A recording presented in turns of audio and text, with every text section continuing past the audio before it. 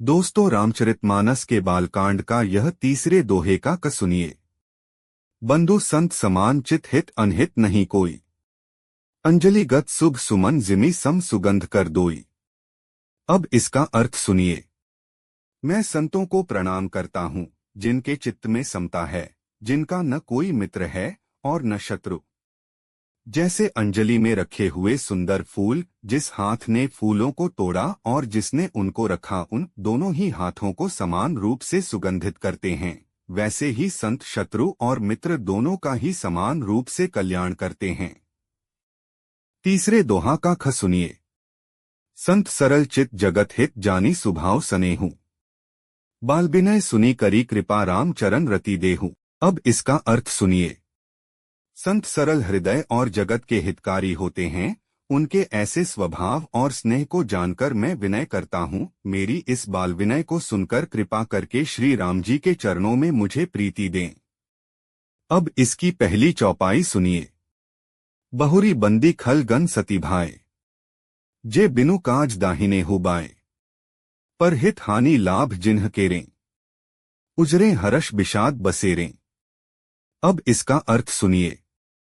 अब मैं सच्चे भाव से दुष्टों को प्रणाम करता हूँ, जो बिना ही प्रयोजन अपना हित करने वाले के भी प्रतिकूल आचरण करते हैं। दूसरों के हित की हानि ही जिनकी दृष्टि में लाभ है, जिनको दूसरों के उजड़ने में हर्ष और बसने में विषाद होता है। अब इसकी दूसरी चौपाई सुनिए। हरि हर जस राकेश राहु से। पर अकाज भट्ट सहसबाहु से। जे पर दोष लखिन सहसाखी। पर हित घृत जिन्ह के मन माखी। अब इसका अर्थ सुनिए।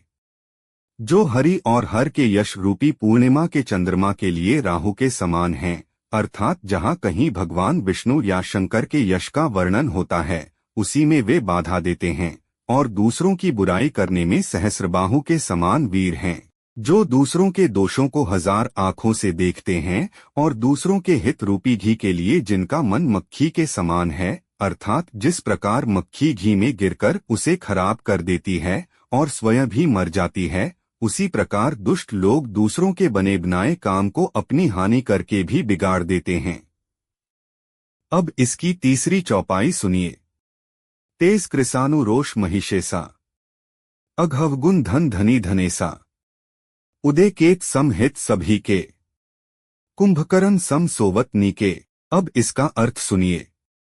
जो तेज दूसरों को जलाने वाले ताप में अग्नि और क्रोध में यमराज के समान हैं, पाप और अवगुण रूपी धन में कुबेर के समान धनी हैं, जिनकी बढ़ती सभी के हित का नाश करने के लिए केतु पुच्छल तारे के समान है, और जिनके कुंभकर्ण की तरह सोते रहने में ही भलाई है। अब इसकी चौथी चौपाई सुनिए। पर अकाजू लगी तनु परिहर ही। जिमि हिम उपल कृषि दलीगर ही। बंधु खल जस शेष सरोषा। सहस बदन बरनी पर दोषा। अब इसका अर्थ सुनिए। जैसे ओले खेती का नाश करके आप भी गल जाते हैं, वैसे ही वे दूसरों का काम बिगाड़ने के लिए अपना शरीर तक छोड़ देते हैं। मैं दुष्टों को हजार मुख वाले शेष जी के समान समझकर प्रणाम करता हूँ, जो पराये दोषों का हजार मुखों से बड़े रोष के साथ वर्णन करते हैं। अब इसकी पांचवी चौपाई। पुनि प्रणवौ पृथुराज समाना। पर अग सुनई सहस दसकाना। बहुरी सक्र सम बिनवौ तेहि। संतत सुरानीक हित जेहि। अब इसका अर्थ सुनिए। पुनः उनको राजा पृथु, जिन्होंने भगवान का यश सुनने के लिए 10,000 कान मांगे थे, के समान जानकर प्रणाम करता हूँ, जो 10,000 कानों से दूसरों के पापों को सुनते हैं। फिर इंद्र के समान मानकर उनकी विनय करता हूँ, जिनको सुरा मदिरा नीकी और हितकारी मालूम देती है। इंद्र के लिए भी सुरानीक अर्थात देवताओं की सेना हितकारी है। अब इसकी छठवीं चौपाई सुनिए। बचन बज्र जेहि सदा प्यारा। सहस नयन पर दोष निहारा। अब इसका अर्थ सुनिए।